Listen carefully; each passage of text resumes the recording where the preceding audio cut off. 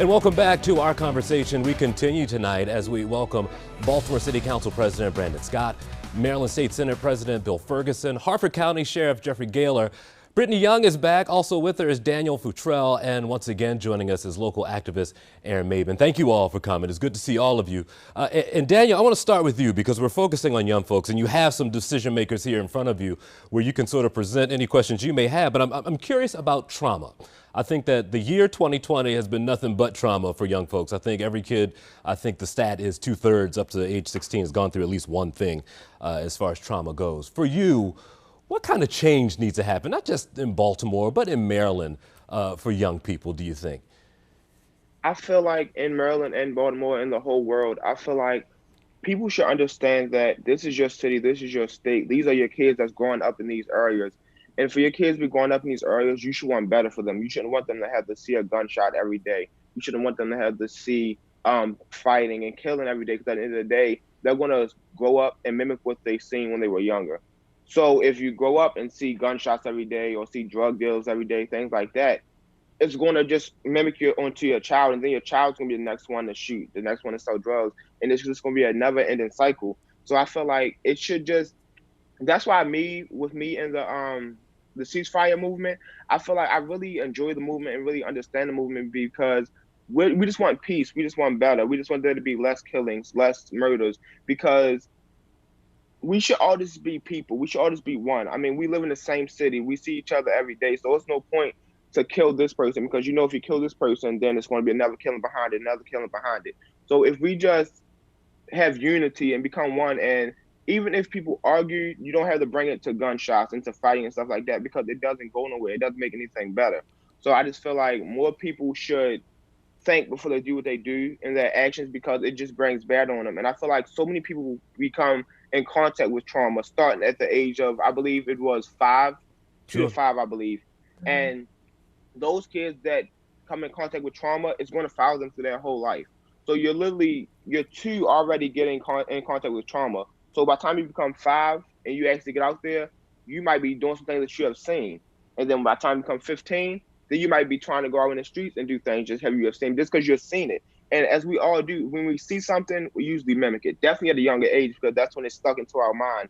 And it's just, oh, well, I seen this, so I feel like it's okay, and it's no problem with me doing it, which is not. Yeah, and I think that what you're saying is nothing new, but I feel like now I think the voice of the young person is amplified. And I think it came through a lot of the demonstrators where we got to see some folks that ranged in their teens and into their younger 20s. And I'll go to you, Council President. A lot of your speeches that you've given since your election win, you say to young folks, I was you.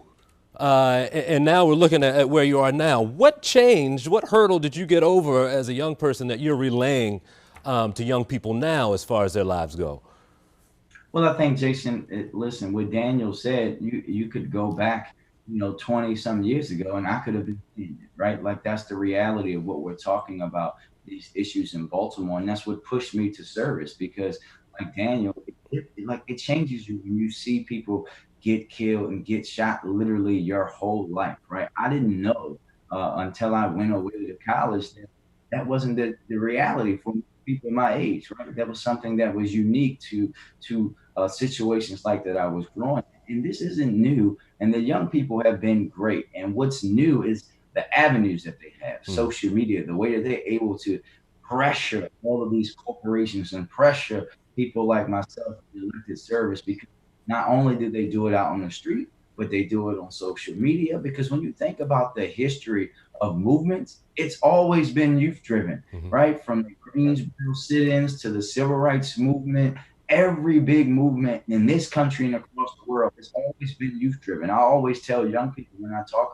to them, I say, when you think about the 16th Street Baptist Church bombing, right? And I tell them to go watch the Four Little Girls documentary because they can see someone of Baltimore, right? Dr. Browski talk about how it changed when him and his friends went and started protesting and got arrested because the world had seen Black adults go out there and do that. But it's different when young people, the people that are not just the future, but are the now, the ones that are going to be most impacted by these policy decisions, how we teach, how we educate, are saying something's broken.